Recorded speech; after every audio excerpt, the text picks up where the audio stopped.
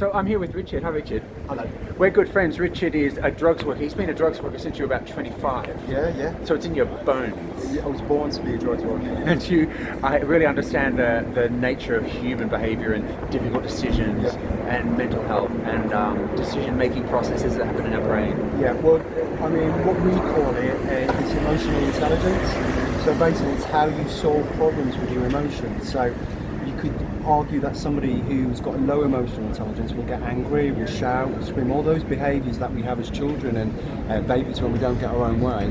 So it's stuff that you learn through life. So you learn it through having relationships, you learn it through having a job or children or responsibility.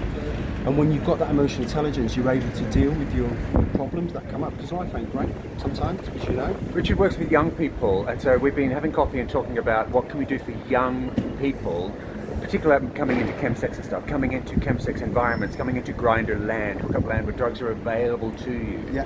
And we were talking about how a few decades ago, girls were taught how to cook in school as a basic function. We sometimes talk about diet, we're taught math. We talk about basic survival coping skills in life. And they should teach emotional intelligence. Absolutely. Because we live in a day of Instagram and likes, and there's more mental health and people coping with technology and with sex and with porn, chems. It's So the tell us overload. what is emotional intelligence. Well, it's the overload. So the work that we do and the work that I've done in the past when I've worked with people in it that have drug problems, I like to say that rather than addictions, but drug or alcohol problems, is when you do something, if you take a substance, it gives you something, yeah? Or if you have too much sex, or you eat too much, or you're on Instagram too much, it gives you something, yeah? I call it fixing yourself. You're fixing yourself emotionally. If you learn your emotional intelligence, if you learn to handle your emotions, if you learn to process, if you feel angry, it's okay to feel angry, but go through that process and look at what's making you feel angry. If you feel scared, I would argue that you wouldn't use substances, you wouldn't have too much sex, you'd have healthy relationships.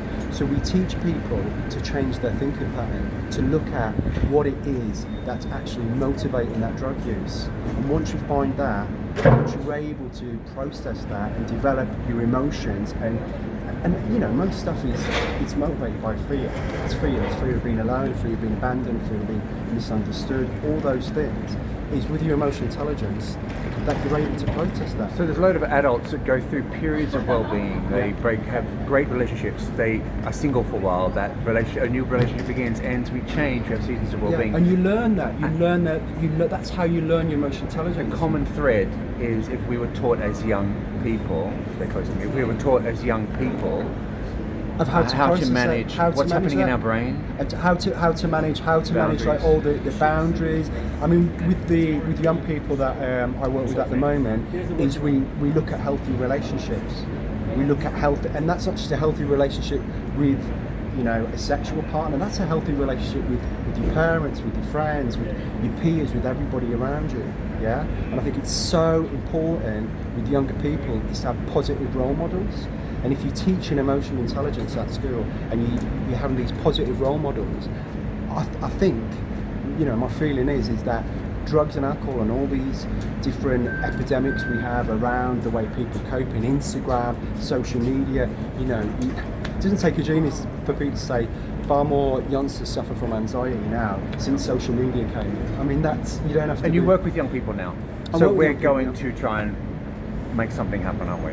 We're going to teach emotional intelligence to young people. And bring it to schools. Yeah, love to. It's a basic human function that we have no idea what's happening. People don't know why they get addicted to Instagram, why they like those likes so much, why they chase, why sex is no good when you've been wanking to extreme porn for so long. These are basic human biological functions people need to understand. Definitely. And I think, like, if you look at the way, you know, we were talking before about youngsters straight away they're on an iPad, is we're learning to give ourselves something to fix ourselves when we're feeling bored, or instead of going out and doing the reward something. center of our the brain. rewards. So when you go in life and life's tough and life disappoints you, you don't get that job you wanted, you don't get that girlfriend or that boyfriend or anything, or you don't get the job, the money, all those things, is then you start to act up and you start to reward yourself.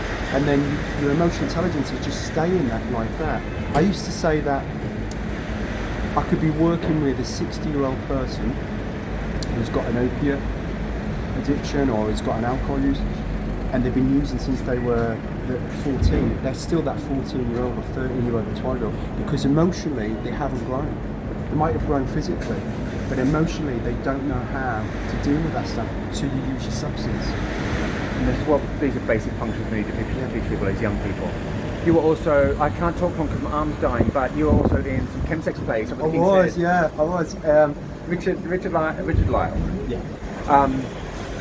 I was. It's a funny story. I learned piano, Yeah. and I had an exam once, and I walked in, and the examiner went, "Did I not see her? King's Head in it?" Need to say, I only just passed that exam. You're doing Panto this year now. Yeah. So. Yeah, that's an Oh yes, upgrade. I am. Oh yes, I am. See ya. Thank you.